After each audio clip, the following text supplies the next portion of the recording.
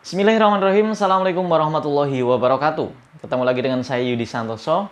Di video kali ini saya akan membahas salah satu topik yang banyak dicari orang, banyak ditanyakan oleh teman-teman baik DM Instagram ataupun Facebook, yaitu adalah bagaimana bisa tembus omset 10 juta cuma menjadi reseller. Simak baik-baik videonya.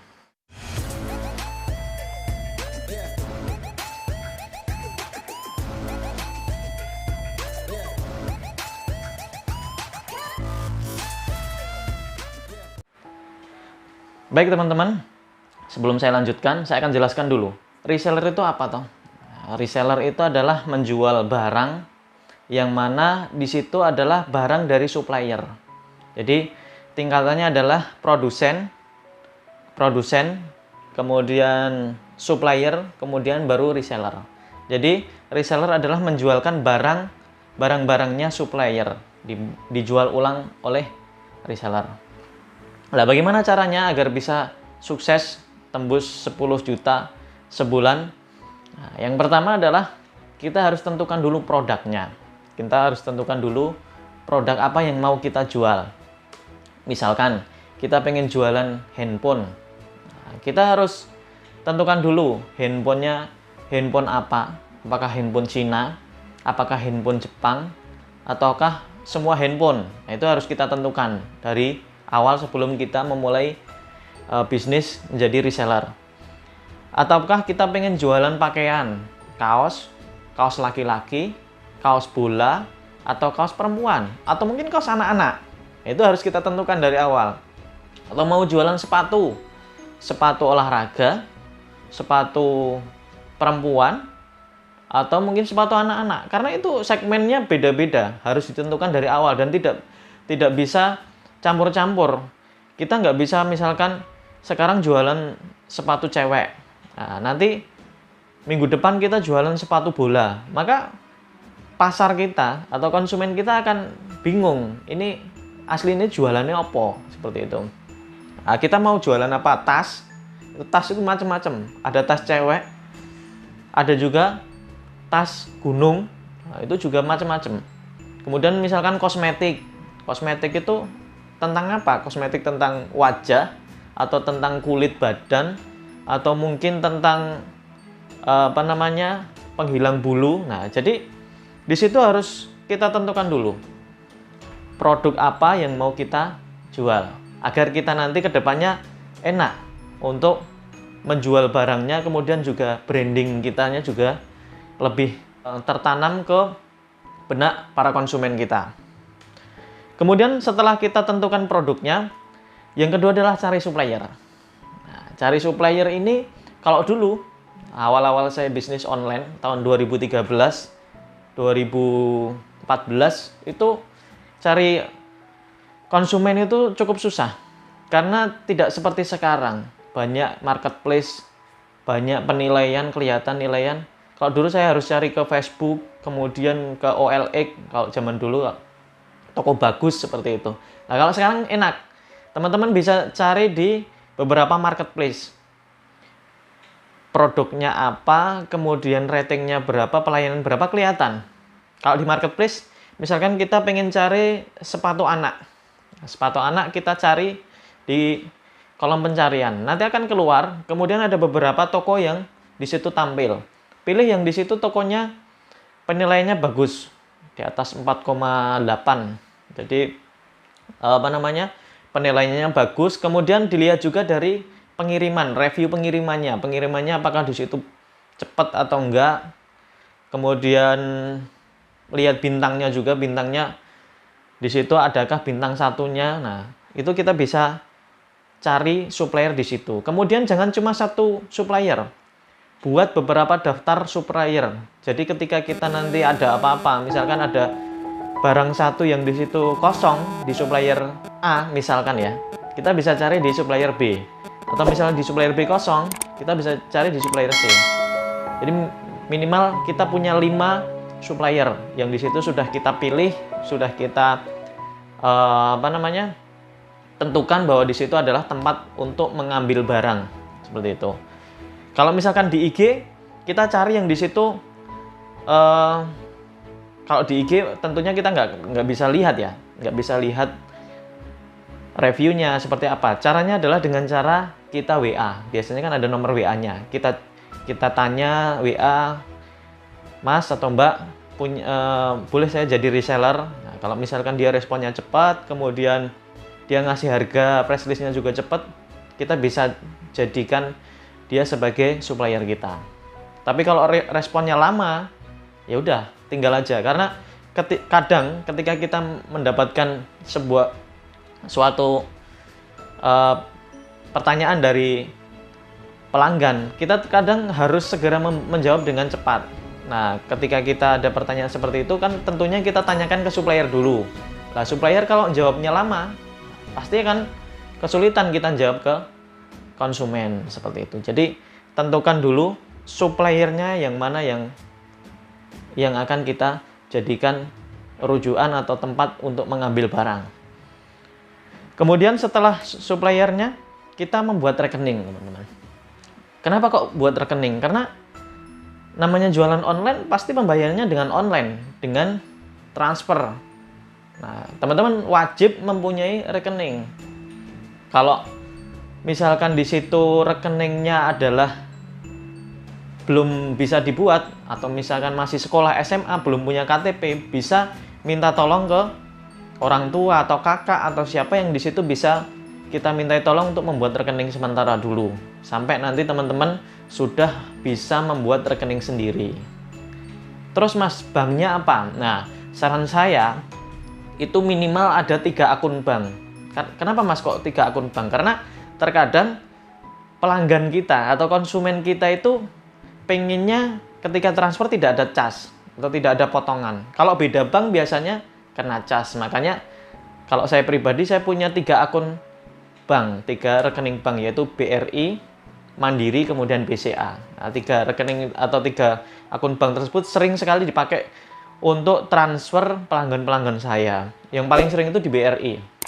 Nah, itu jadi usahakan kalau misalkan pengen terjun, pengen serius di online, buat rekening. Dan usahakan kalau misalkan bisa buat minimal 3 rekening. Karena kadang dari pelanggan punyanya BRI. Kalau kita punya buatnya cuma BCA, nah, nanti kan dia mikir, wah saya kena cas 6.500 misalkan ya. Padahal harga barangnya cuma 20.000. Akhirnya kan dia mikir-mikir, nggak jadi tak cari toko yang lain seperti itu. Atau mungkin dia punyanya Mandiri, pelanggan kita punyanya rekening Mandiri, adalah kita adanya BRI. Dia juga mikir, wah nanti kalau dari Mandiri ke BRI ada potongan, ini ada cas ini 6.500 misalkan nih. Harga barangnya nggak sebanding nih dengan casnya, belum ongkirnya seperti itu. Nah, itu kita harus perhatikan, harus kita pikirkan. Jadi rekening bank itu sangat penting sekali. Yang belum punya segera buat. Kalau yang sudah ada mungkin baru 1, buat lagi. Karena buat rekening itu mudah. Tabungan pertama cuma 100.000. Nah, selanjutnya nanti per bulannya paling sekitar 10.000 sampai dengan 15.000. Seperti itu potongannya. Kemudian selanjutnya yang keempat adalah membuat nama all shop, nama toko Anda. Di mana Mas? Ya di mana aja. Tentunya di sosial media teman-teman. Kayak di IG, Facebook, kemudian mungkin di marketplace juga buat. Caranya seperti apa Mas? Nah, yang pertama adalah cari nama yang di situ menjual, kemudian termasuk bagian dari doa. Karena nama itu adalah doa, teman-teman. Nama itu adalah doa. Ketika kita memberikan nama yang kurang bagus, secara tidak langsung itu adalah doa untuk usaha kita kelak. Ketika saya membangun usaha dulu, grosir spot, itu saya kasih nama PGS. PGS adalah singkatan dari Pusat Grosir Spot. Pada saat itu, padahal saya adalah reseller. Cuma saya punya mimpi suatu saat akan menjadi grosir besar, akan menjadi distributor atau supplier besar. Dan alhamdulillah setelah berjalan kurang lebih sekitar 7 tahun, sekarang bisa menjadi supplier atau distributor. Nah, itu adalah salah satu doa. Teman-teman juga seperti itu. Ketika pengen membuat usaha, walaupun sekarang baru merintis jadi reseller, cari nama yang kira-kira 5-10 tahun ke depan itu menjadi suatu tujuan dari toko teman-teman. Seperti itu. Kemudian selanjutnya setelah memberi nama, upload foto harus konsisten. Di sosial media, khususnya di Instagram ya, itu sangat diperhatikan sekali ketika kita upload video, upload foto. Itu harus konsisten. Kalau misalkan setiap sehari sekali, ya sehari sekali. Waktunya kalau bisa ya konsisten. Kalau pagi ya pagi terus, sore terus. Jadi konsumen atau pengikut kita itu akan tahu, oh ini toko ini ya. Toko ini aksesoris bayi atau aksesoris perempuan. Ini kalau update foto itu biasanya adalah pagi. Misalkan jam 8. Jadi besoknya akan diikuti lagi. Oh iya, besok ada produk baru seperti itu. Nah, kalau misalkan Mas ternyata kalau upload setiap hari itu kehabisan foto produk Mas. Nah, sesekali tidak harus upload foto atau video dari produk, tapi sesekali kita berikan kata-kata motivasi atau mungkin sesekali teman-teman bisa selfie, jadi konsumen atau follower kita itu bisa tahu, oh ini toh yang jual di toko saya ini orangnya ini. Nah, seperti itu. Mungkin sesekali yang punya keluarga atau yang punya anak bisa foto dengan anaknya, seperti itu. Jadi salah satu cara untuk meningkatkan kepercayaan konsumen kepada toko atau online shop kita. Kemudian selanjutnya adalah mencari konsumen dari lingkungan kita. Mencari konsumen dari lingkungan kita. Setelah kita sudah mencari supplier, nah selanjutnya kita adalah mencari pembelinya siapa. Nah, itu yang kadang menjadi pertanyaan teman-teman. Lah wis gawe toko, lah kok sepi Mas? Nah, caranya kita harus cari yang belinya dulu. Caranya gimana? Kita harus kalau perlu siapkan bolpen, kemudian siapkan kertas.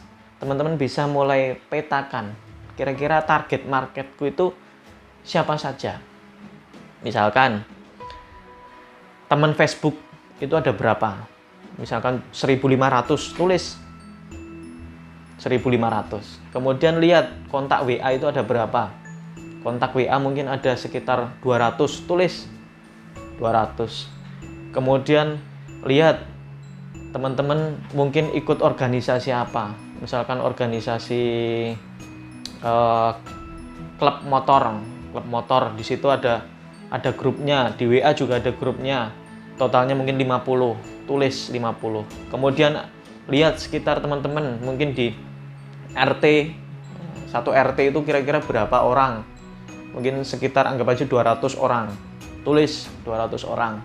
Kemudian lihat grup-grup di Facebook, ngikuti grup apa aja, misalkan grup jual beli sepeda ontel, lihat jumlahnya itu membernya berapa, misalkan ada 100.000, tulis 100.000. Kemudian grup apa aja, tulis semuanya. Kemudian total. Nah, total itulah adalah target market teman-teman. Itulah yang bisa kita tawarkan untuk menjual atau menawarkan produk kita. Kalau misalkan di situ targetnya ada di Facebook, ya kita tawarkan lewat Facebook. Kalau misalkan target kita lewat WA, ya kita tawarkan jadi status WA kita. Kalau misalkan target market kita ada di grup Telegram, ya udah kita minta izin untuk mengepost atau menawarkan produk atau jualan kita di grup Telegram. Kalau misalkan sekiranya tidak boleh, grup itu tidak boleh untuk jualan, ya udah kita cari grup yang lain. Yang pasti di situ lebih, di luar masih banyak grup-grup yang di situ yang bisa kita ikuti. Seperti itu. Jadi kita harus yakin bahwasanya pangsa pasar online itu masih terbuka lebar, masih terbuka luas. Jadi jangan sampai khawatir, aku dodol iki kira-kira payu enggak? Nah, kita harus yakin dulu, payu insya Allah. Kusnudon. Karena kusnudon itu adalah sebagian dari kemenangan. Kalau kita udah percaya kita laku, 50% itu kita udah laku. Tapi kalau kita udah pesimis, di situ kira-kira payu pora gitu dol kayak gini. Ya udah, akhirnya ya benar-benar nggak laku seperti itu. Nah, insya Allah seperti itu teman-teman. Nah, tips dari saya yang mana bisa target tembus 10 juta per bulan bisa tercapai kalau teman-teman bisa praktekkan itu semua. Terima kasih telah menonton video ini sampai habis. Jangan lupa like, share, dan subscribe sehingga ada video-video baru, video-video yang menginspirasi, video-video yang di situ menjadi edukasi untuk bisnis, khususnya bisnis online. Dari saya Yudi Santoso. Akhirul kalam, assalamualaikum warahmatullahi wabarakatuh.